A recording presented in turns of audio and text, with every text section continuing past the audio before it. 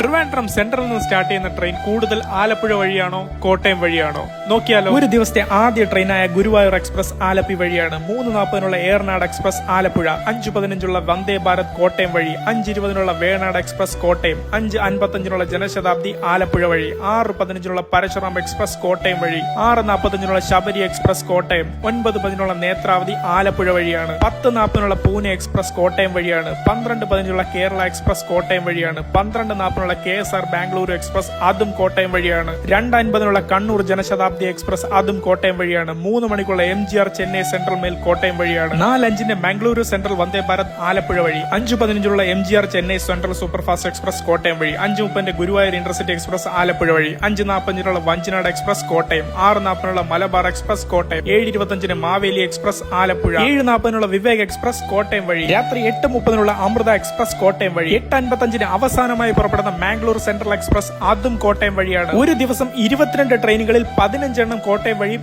7 മാത്രമാണ് ആലപ്പുഴ വഴിയും.